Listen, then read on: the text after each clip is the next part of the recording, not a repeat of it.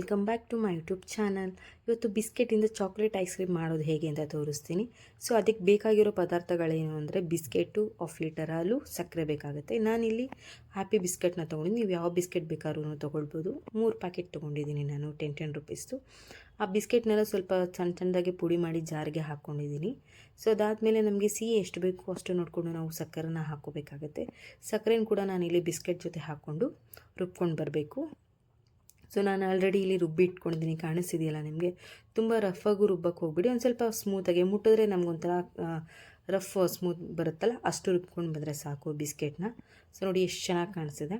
ಅದಾದಮೇಲೆ 1/2 ಲೀಟರ್ ಹಾಲನ್ನ ತೊಗೊಳ್ಬೇಕು. ಕಂಪ್ಲೀಟ್ 1/2 ಲೀಟರ್ ತೊಗೊಳ್ಲೇಬೇಕು. ಇದು ಕ್ವಾಂಟಿಟಿ ಮೇಲೆ ಅಂತೇನಿಲ್ಲ, ನೀವು ಎಷ್ಟು ಬಿಸ್ಕೆಟ್ ಹಾಕ್ತಿರೋ ಅಷ್ಟು ನೋಡಿಕೊಂಡು ಹಾಲನ್ನ ತೊಗೊಳ್ಬೇಕಾಗತ್ತೆ. ಸೊ ನಾನಿಲ್ಲಿ 3 ಬಿಸ್ಕೆಟ್ಗೆ 1/2 ಲೀಟ್ರ್ ಹಾಲನ್ನ ತೊಗೊಂಡಿದ್ದೀನಿ.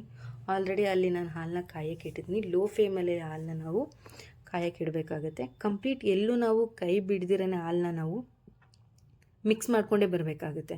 ಸೊ ಎಲ್ಲಿವರೆಗೂ ನಾವು ಈ ಥರ ಕಂಪ್ಲೀಟ್ ಕೈ ಬಿಡ್ದೇ ಲೋ ಫ್ಲೇಮಲ್ಲಿ ಇಟ್ಕೊಂಡು ಹಾಲನ್ನು ನಾವು ಕಾಯಿಸ್ಕೊಂಡು ಬಂದಾಗ ಏನಾಗುತ್ತೆ, ಐಸ್ ಕ್ರೀಮು ಕೂಡ ಮೃದುವಾಗೆ ಮತ್ತು ಸ್ಮೂತಾಗಿ ಕೂಡ ಬರುತ್ತೆ.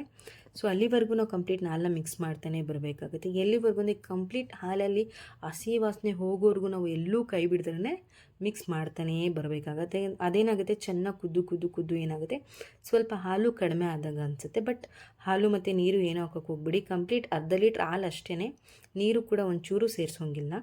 ಸೊ ಅದಾದಮೇಲೆ ಚೆನ್ನಾಗಿ ಕುದ್ದಾದಮೇಲೆ ನಾನಿಲ್ಲಿ ಬಿಸ್ಕೆಟ್ ಪುಡಿ ಮಾಡ್ಕೊಂಡಿದ್ನಲ್ಲ, ಅದನ್ನು ನಾನು ಹಾಲಿಗೆ ಮಿಕ್ಸ್ ಮಾಡಿ ಕೂಡ ಅದನ್ನು ನಾವು ಎಲ್ಲೂ ಕೈ ಬಿಡ್ದ್ರೇ ಮಿಕ್ಸ್ ಮಾಡ್ಕೊಬರಬೇಕು. ಯಾಕಂದರೆ ತಳ ಹಿಡಿಯೋ ಚಾನ್ಸಸ್ ಇರುತ್ತೆ.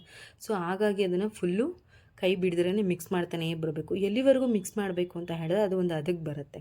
ಸೊ ಅಲ್ಲಿವರೆಗೂ ನಾವು ಅದನ್ನು ಕ್ಲೀನಾಗಿ ಕಂಪ್ಲೀಟ್ ಮಿಕ್ಸ್ ಮಾಡ್ತಾನೇ ಬರಬೇಕು. ಸೊ ಇದು ಒಂದು 30 ಅಥವಾ 20 ಮಿನಿಟ್ಸಲ್ಲಿ ಆಗುವಂಥದ್ದು. ಸೊ ಇದು ಮನೇಲೇ ನಾವು ಮಕ್ಕಳಿಗೆ ಹೊರಗಡೆ ತೊಗೊಂಬಂದು ಐಸ್ ಕ್ರೀಮ್ ಕೊಡೋ ಬದಲು ಸೊ ಮನೇಲೇ ಈ ಥರ ನಾವು ಮಕ್ಳಿಗೆ ಮಾಡಿಕೊಟ್ರೆ ತುಂಬ ಖುಷಿಯಾಗೂ ತಿಂತಾರೆ. ಒಂದು 30 ಮಿನಿಟ್ಸಲ್ಲಿ ಮಾಡಿಬಿಡ್ಬೋದು ಬೇಗ. ಸೊ ಕಾಣಿಸಿದೆಯಲ್ಲ, ಇದು ಈ ಥರ ಒಂದು ಕಂಪ್ಲೀಟ್ ಅದಕ್ಕೆ ಬರಬೇಕು. ಅದಾದಮೇಲೆ ಒಂದು ಬೌಲ್ಗೆ ಶಿಫ್ಟ್ ಮಾಡ್ಕೊಂಡಿದ್ದೆ.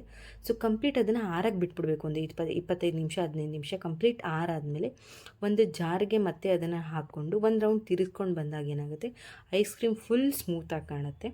ಸೊ ಅದಾದಮೇಲೆ ಅದನ್ನು ನಾನು ಒಂದು ಪ್ಲಾಸ್ಟಿಕ್ ಬೌಲ್ಗೆ ಹಾಕಿ ಮತ್ತು 1-2 ಪುಟಾಣಿ ಗ್ಲಾಸಲ್ಲಿ ಐಸ್ ಕ್ರೀಮ್ ಸ್ಟ್ಯಾಂಡ್ನ ಇಟ್ಬಿಟ್ಟು ನಾನು ಅದನ್ನು ಕಂಪ್ಲೀಟ್ 8ರಿಂದ 9 ಅವರ್ ಫ್ರೀಜರಲ್ಲಿ ಇಡಲೇಬೇಕು.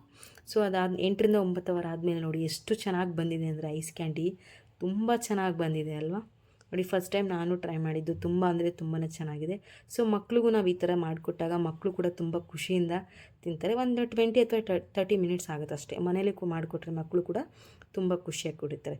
ಈ ವಿಡಿಯೋ ನಿಮ್ಗೆ ಇಷ್ಟ ಆಗಿದ್ದಲ್ಲಿ ಒಂದು ಲೈಕು, ಒಂದು ಶೇರು, ಒಂದು ಕಮೆಂಟು, ಹಾಗೆ ನನ್ನ ಚಾನಲ್ನ ಸಬ್ಸ್ಕ್ರೈಬ್ ಮಾಡ್ಕೊಳ್ಳಿ. Thank you for